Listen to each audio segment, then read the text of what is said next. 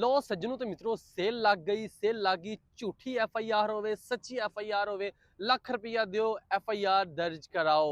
ये जनाब थाना बलोचनी दा SHO जिन्हां ने बाटा सेल ला दी है कि सेल सेल सेल।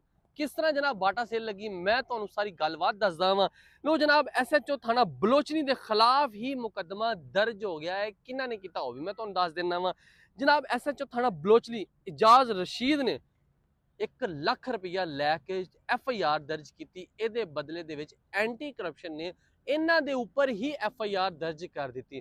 तुहानू पता हर थाने दे विच कोई पैसा तो चल ही जाता ना किते माड़ा मोटा, ते SHO ने भी क्या कोई ना आपां सेल ला ली आपां लुट ली जिन्ना का पैसा लुटिया जा सकता वा। ते SHO साहब ने जनाब रुपया लिया 1 ਲੱਖ जिहदे बदले इन्हां ने FIR दर्ज की। पर वो बंदा भी सियाणा सी जिन्हें 1 ਲੱਖ रुपया दिता ना माड़ा जिहा वो भी सियाणा सीगा, ओहदा भी किते हत्थ पैंदा सीगा। ਉਹਨੇ ਕੀ ਕੀਤਾ ਉਹਨੇ 1 ਲੱਖ ਰੁਪਇਆ ਦੇਣ ਤੋਂ ਪਹਿਲੇ ਜਨਾਬ ਐਂਟੀ ਕਰਪਸ਼ਨ ਨਾਲ ਵੀ ਰਾਬਤਾ ਕਰ ਲਿਆ ਕਿ ਇਸ ਤਰ੍ਹਾਂ SHO ਥਾਣਾ ਬਲੋਚਨੀ ਦਾ ਵਾ, ਮੈਂ ਉਹਨਾਂ ਨੂੰ ਪੈਸਾ ਦੇਣਾ ਵਾ, ਤੁਸੀਂ ਫੌਰਨ ਉੱਥੇ ਪਹੁੰਚ ਜਾਣਾ ਵਾ, ਪਹੁੰਚ ਕੇ ਜਨਾਬ ਉਹਨੂੰ ਕਾਰਵਾਈ ਉੱਥੇ ਕਰ ਦੇਣੀ ਆ। ਤੇ ਗੱਲ ਇਦਾਂ ਹੀ ਹੋਈ, ਇਹਨਾਂ ਨੇ 1 ਲੱਖ ਰੁਪਇਆ ਦਿੱਤਾ, ਆਪਣੀ FIR ਦਰਜ ਕਰਵਾਈ। FIR ਦਰਜ ਕਰਵਾਉਣ ਤੋਂ ਬਾਅਦ ਫੌਰੀ ਐਂਟੀ ਕਰਪਸ਼ਨ ਉੱਥੇ ਪਹੁੰਚਦੀ ਆ, ਉੱਥੋਂ ਹੀ ਜਨਾਬ ਉਹਦਾ ਫੜਦੀ ਆ ਤੇ ਗੁੱਟ ਤੋਂ ਭਾਜੀ ਇਹਦੇ ਆ ਜਾਓ ਸਾਡੇ ਵੱਲ, ਤੇ ਜਨਾਬ 1 ਲੱਖ ਰੁਪਇਆ ਜਿਹੜਾ ਰਿਸ਼ਵਤ ਦਾ ਹੁੰਦਾ ਉਹ ਵੀ ਬਰਾਮਦ ਹੋ ਜਾਂਦਾ ਵਾ, ਤੇ ਜਨਾਬ ਉਹਨਾਂ ਦੇ ਉੱਤੇ FIR ਦਰਜ ਹੋ ਜਾਂਦੀ ਹੈ। ਥਾਣਾ ਬਲੋਚਨੀ ਜਿਨ੍ਹਾਂ ਦਾ ਨਾਮ ਹੈ ਇਜਾਜ਼ ਰਸ਼ੀਦ, जिन्हां दे उत्ते FIR एंटी करप्शन दी गई। तुसीं हुण इह हिसाब ला लो कि हर थाने का की हाल होएगा अगर थाने बलोचनी दे विच इह हिसाब आ कि उन्होंने सेल ला दी 1 ਲੱਖ रुपया दे दिओ ते अपनी FIR कराओ, झूठी होवे सच्ची होवे जिंज दी मर्जी